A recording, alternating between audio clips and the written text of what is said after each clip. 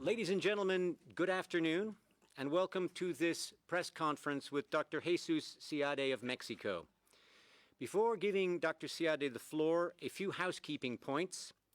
This press conference involves journalists who are participating in person and also via WebEx. If you are participating via WebEx and would like to ask a question, please raise your hand by pressing the icon button at the bottom of the screen. I would also be very grateful if all journalists would please identify themselves and their news organizations before taking the floor. Interpretation in the room will be provided in English, French, and Spanish. The complete bio for Dr. Seade is available now on our website, and the statement he has just delivered to the General Counsel will be on the site very soon. Dr. Seade will give a brief opening statement, then we will take your questions. We have precisely 30 minutes for this press conference. Dr. Seade, you have the floor, please, sir. Thank you very much, Keith. I'm here in front of you, the first of the candidates to come here. I'm not sure I like that, but somebody has to be the first. So I draw the short straw, but I'm very pleased to be here. I just want to say one concept. There are so many things to address. And this is that, I'm very proud to have been very active part in the creation, the formation of the World Trade Organization. I was a negotiator for my country, one of the most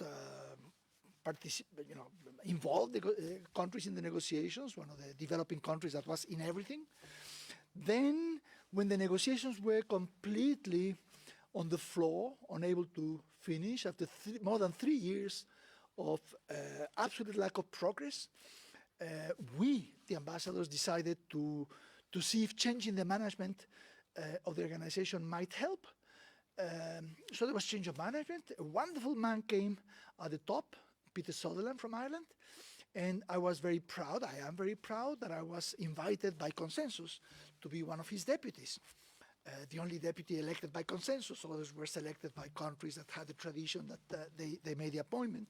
So my second involvement was as part of the team that rescued the negotiations successfully. After 3.5 years of lack of movement completely, in 5 months we completed the task. And finally, I was Deputy Director General of the new WTO.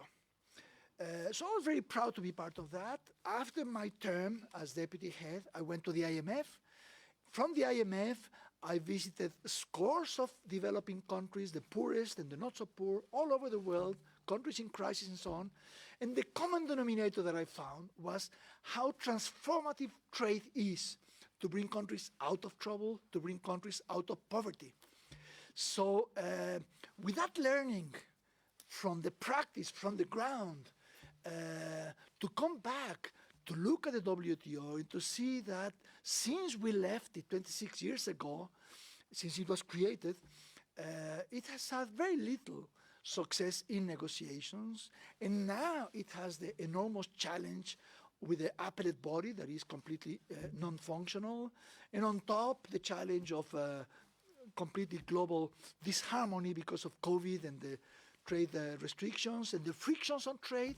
It's too much to take. There's a serious crisis going on. We need to move forward. And that is why I made myself available. My country made myself available. I am a candidate. I believe I have what it takes. People have said that the new Director General needs to have political stature and ability to lead and to give a vision. I certainly have that. I have worked with ministers and heads of state for all my professional life virtually, the last 20, 30 years certainly. But I think in addition, in these turbulent times, the Director General has to have depth on trade, because you need to sit with the negotiators and examine possibilities, options, try to find ways to unblock the process. And if you come from another world, simply with a political background, at the first trade-related discussion between the top negotiator in the European Union and the American Chinese, you will be sidelined. So I believe that the next Director General needs to be, in these turbulent times, needs to be a profound expert on trade, a negotiator, but at the same time with the experience as a negotiator to, and in political levels, to draw attention, to have the ability to command attention and to bring back this organization to new dynamics and to new activity. I look forward to doing that. Okay, let's open the floor for questions. La première question est pour Gabriela Sotomayor de Notimex. Gabriela, vous avez la parole. Yes, I just want to clarify, perdón, voy a hacer mi pregunta en español, Sí. Aclarar que es proceso. Gabriela Sorry, Sotomayor. I spoke in English because it's the most common language here. Sí, sí, but I said perfecto. that we'll take the questions than the language, Spanish, French, or English, or Portuguese. Sí, Gabriela, sí, está perfecto, gracias. Gabriela Sotomayor Not in de, press conferences. de la revista Proceso. Sorry. Sí, bueno, escuché ya lo que ha dicho, pero yo quisiera saber cuáles son las cualidades que usted aportaría a esta organización que no tienen los otros candidatos. ¿Qué características lo distinguen a usted de los demás? Gracias. No me he preocupado por hacer comparaciones, ni lo voy a hacer. Yo no es mi negocio hacer comparaciones. Yo lo que considero es que es fundamental tener nivel político, capacidad de hablar con ministros, capacidad de hablar con negociadores, capacidad de moverse en esos terrenos con soltura, con autoridad, pero al mismo tiempo tener profundidad en el tema comercial, porque no se necesita ahora un director que sea ausente, que solamente diga, esto es negociaciones entre miembros. Claro que es entre miembros, hay que ser respetuoso, pero necesita ser participativo. Y para ser participativo necesita entrar en discusiones de qué es este concepto en agricultura y cómo se puede manejar, etcétera. Yo vería mi trabajo en gran medida haciendo contribuciones a la conceptualización de alternativas que puedan desbloquear los procesos. Entonces yo creo que esas dos cualidades son muy importantes. No sé qué candidato las tengan, pero el servidor claro que las tiene. Gracias. I'd like to remind those journalists, we have 20 that are participating in WebEx. If you would like to ask a question, please raise your hand. In the meantime, Dr. Siade, I have a question that's been emailed from Alan Beatty from the Financial Times. This is a question specifically for you. He said, you said recently that the WTO needed a strong personality as DG who could lead the discussion on reform rather than just chair it. Can you tell us exactly what your plans are to revive the appellate body and update the rest of the organization?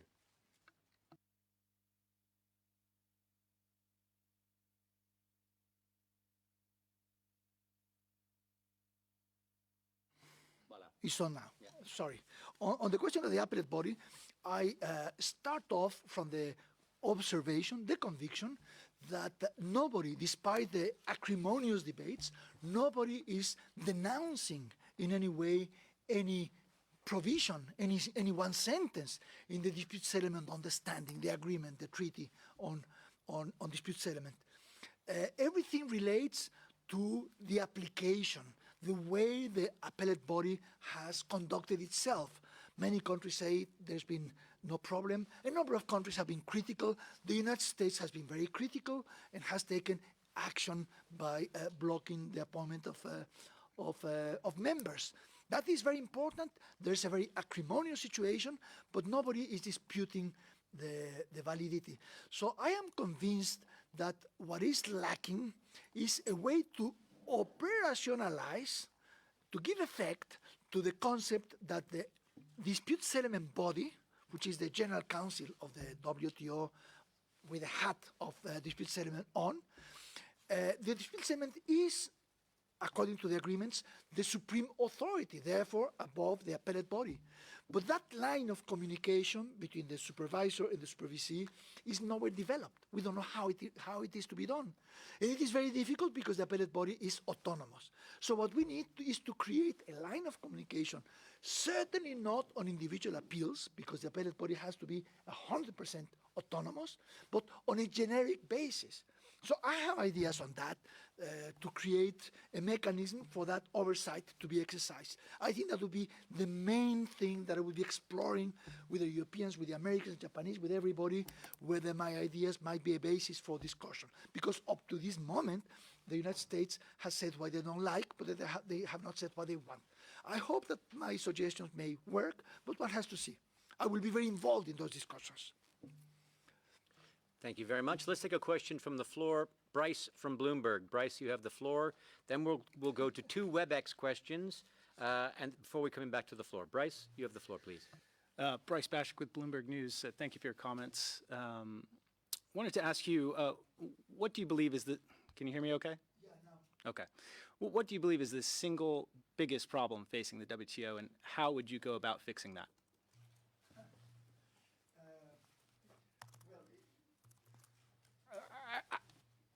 I guess it is 2, really. One is the complete loss of dynamics on negotiations, and the other one is the dispute settlement. But the dispute settlement probably comes from the first. So I think the root problem has been the inability to negotiate. And why is that so important? Well, because the nature of the world has changed profoundly in the last 5 years, let alone the last 26. And with that, you have new issues, new ways of conducting trade, new actors. China was not even part of the negotiations when the WTO was created. So that inability to negotiate has created a huge pent-up pressure for issues to be addressed, for issues to be developed. That is the main challenge.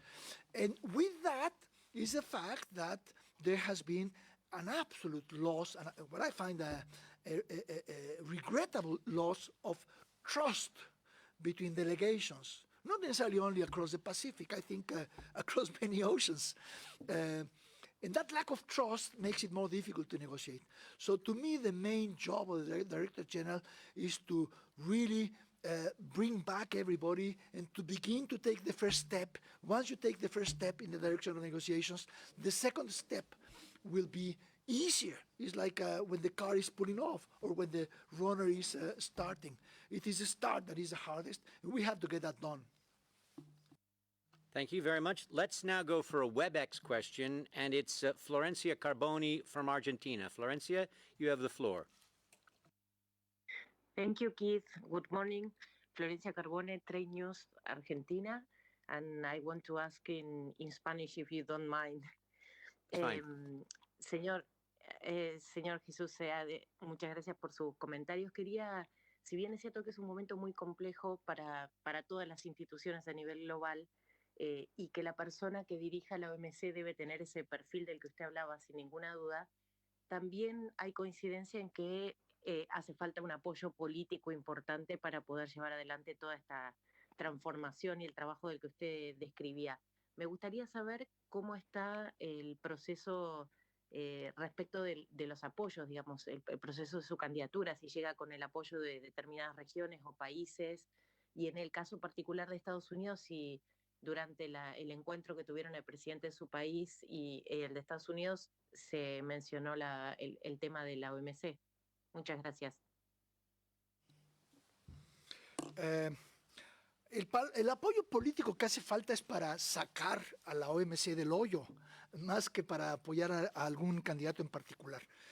Sus comentarios empezaron sobre eso, cuáles son los apoyos políticos para sacar esto. Hace falta compromiso, apoyo político para resolver los problemas. Usted después se refirió al apoyo político. Bueno, yo he estado haciendo comunicación, como todos los candidatos, entiendo, lo han estado haciendo. He estado comunicándome con distintas delegaciones, muchos ministros, viceministros, embajadores aquí. Y en general creo que es bien recibida la fórmula que ofrezco, mi candidatura.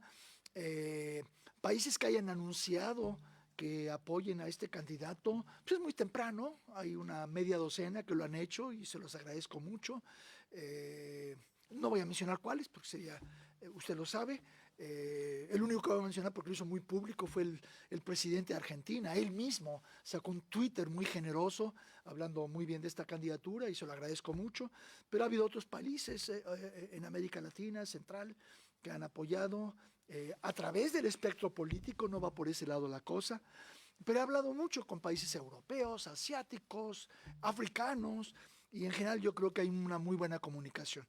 Pero lo más importante es que se dé el apoyo político de los países cuando necesitemos empezar a resolver los problemas. Eso es lo que también no ha habido. Y ahí es donde yo creo que la experiencia que he tenido, yo me he manejado a nivel político en todas las regiones, norte, sur, este, oeste. Entonces espero poder contribuir de una forma decisiva a despertar ese nuevo apoyo que se ha perdido en esta organización los últimos 26 años. Thank you. Let's take a question now from Satoko Adachi from the Yomiuri Shimbun. Satoko, you have the floor, please. Thank you. Could you tell us about, I just want to follow up the question on the appellate body. Could you tell us your position on the interim appeal arrangement, which was originally proposed by EU to replace the appellate body functions, and Japan is not part of it? Thank you. Sorry, I would like to comment on one word you used, replace. I don't think it is seeking to replace. The main reason why I welcome that effort is because it is not seeking to replace anybody. It is a temporary arrangement to provide the function while the appellate body cannot work. But I welcome it precisely because it is temporary. It is designed to be temporary. It is meant to be temporary. And I think the only real solution is to address the question of the appellate body and have it back on its feet as soon as possible. But I welcome that one, of course. Let's go for another WebEx question now to Hannah Monakin from Inside U.S. Trade. Hannah, you have the floor, please. Good afternoon. Go ahead. Can you hear me? Yes? Okay, great. Good afternoon. Mr. Seade, good to talk to you again. Mexico is frequently considered part of Latin America, which is where, Director General Azevedo also is from.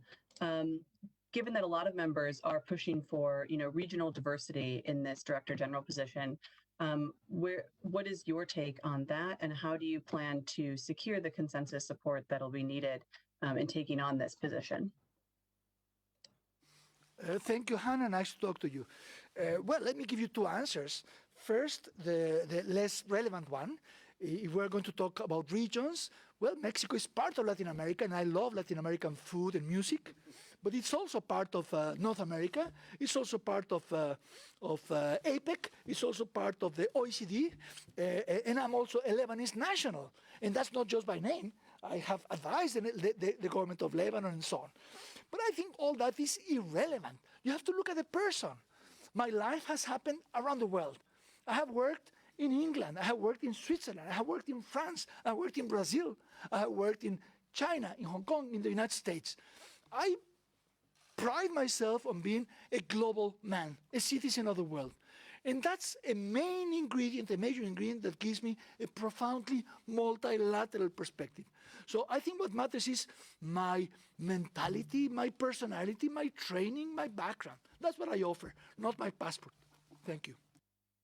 Thank you very much. Let's go for another WebEx question. This one from Frank Daniel of Reuters in Mexico City. Frank, you have the floor, please. Thank you. Good morning, Dr. Seade. My question is really about the political process in the United States. I would like to hear your opinion of how the election in November in the United States, from your perspective, how will that affect the work of the next head of the WTO? Thank you, Frank. Nice to talk to you. Well, I really would say, of course, the United States is a hugely important country, and any change of that nature is important. But I don't think any facile reading is accurate, that the current government is hostile to WTO and the Democrats would not be. I think there's a consensus in the United States fairly critical of this organization, more than in other countries, and we have to address it. We have to attract their confidence. The style of negotiation of Ambassador Lighthizer may be robust, tough, but I don't think many of the critiques he has made will not be shared by the Democrats. That is probably an issue that will go over. And precisely for that reason, I think the election should not be something that creates any obsession to make a decision before or to make it after. I think we should make this decision as soon as possible, because what that matters most is, first, the WTO is in deep crisis. Second, the place where WTO makes its big decisions, its big plans, are the ministerial conferences, the supreme organ that is supposed to meet every 2 years. But the current one was supposed to meet this year already with a delay. It was due in 2019. 2020 was already delayed, and because of the pandemic, it'll be 2021 if it happens. So it's a pent-up pressure again for things to happen. So you have crisis in the WTO, a ministerial conference happening after 4 years, change of Director General. So for all those reasons, I think this needs to be done as quickly as possible. And if I could decide, I would say, please, members, decide by this weekend who is, because we need all the time to work towards the next ministerial and not to think of the United States elections. Whatever it is, we'll work with that. It's a very important member. We'll work with them. Thank you. Okay, I have this is a multimodal press conference, Dr. Seade. We have a question from Agnès Pedrero of Agence France Presse. She submitted this by WhatsApp, and the question is, I'll read it in English. Do you think WTO will have a new DG? This is picking up on the last question a bit. Have a new DG in November, and is that too late to prepare for the next ministerial conference that should take place in 2021? Well, it's anybody's guess when the members will decide. The calendar is already firm. I don't see it changing at all. In what concerns that the period for candidates to make themselves known to the members is from the 8th of July or the 9th of July until I think the 7th or the 8th of September, 2 months. That is fixed. Then after that, things could happen very quickly or things could take longer. I don't know. I hope they will decide quickly, because I think the more time is given to the new regime, to a new DG, in advance, in anticipation of the ministerial conference that in principle may happen in June 2021 in Kazakhstan, the better. If I am there or if anybody is there, we need the time. So I hope there'll be a DG. I mean, if a decision is taken in September, then it's probably for the person to come on board, I don't know, maybe on 1st November, depending on who it is. So that's the optimistic calendar, and I hope it's not only the optimistic calendar, but the actual calendar that I would envisage hopefully happening. Thank you very much. We have a question from Mr. Xin Yi of China Radio International. Mr. Xin, do you want me to pose this, or would you like to take the floor? Would you like me to do it? Okay. So Mr. Xin's question is, what is your opinion on the standard of developing and developed countries? You have a long-time experience in China. Do you think China is a developing country or a developed country? A very easy question from Mr. Xin for you, Dr. Seade. Well, all I can tell you is that China is a supremely interesting country, a lovely country. I cannot talk about that issue, but what I can say is that, as I said to the member just now during the presentation that I had and questions and answers that I had, this question of the use of special and differential treatment, I think there are two issues to be said about that. On the one hand, the world keeps changing. Countries change, and the nature of trade changes, and the issues change since the last big negotiations, since the creation of WTO. And I think it is reasonable to pose the question, what are the kinds of obligations that countries can undertake? On the other hand, the idea that I have not heard it from any delegation, but I've read it in the press as people perhaps misreading what some delegations may have said, that it's a question of reclassifying countries, saying, hey, Korea, you're no longer here, now you're here, or China, or anybody. I think this reclassification would be the wrong way to think about this, the wrong way, because it has to be agreed, and that agreement will take 20 years, will take longer than the Doha round. So instead of that, I think the question should be, what is the contribution that can be obtained from different countries? Clearly, China or Mexico or Brazil are not in the same situation as Angola or Honduras. So leave Honduras, leave Angola alone, and then for countries that are in a different position, see what may be the contribution. And that may be different in one industry than in another. So case by case, more a matter of being pragmatic and positive about it.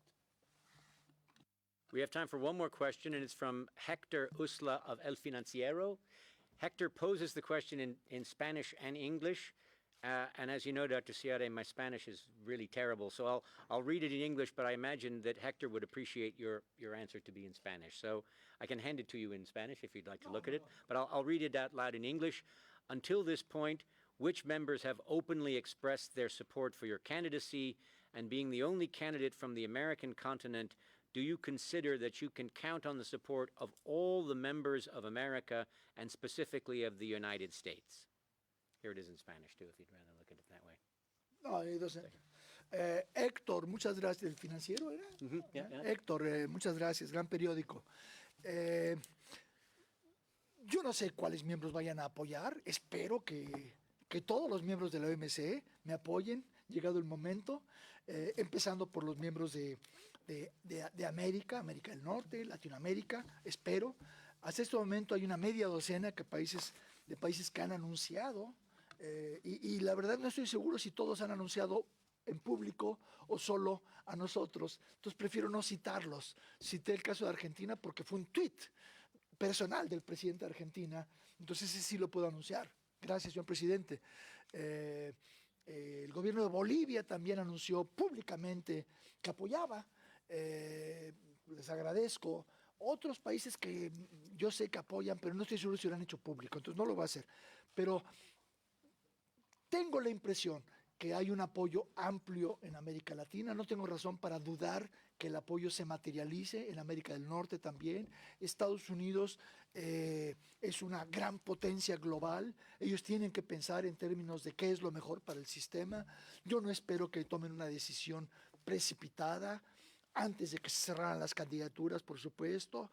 Ahora ellos y los de Sudamérica y los de Europa, todos están esperando estas presentaciones. Entonces yo creo que es una cuestión de respeto a todos ellos, que se den las presentaciones, como la que yo acabo de tener, soy el único que ya la tuvo, que se den para que lleguen a sus decisiones. Pero sí, todas mis interacciones con países de norte, sureste, oeste han sido positivas.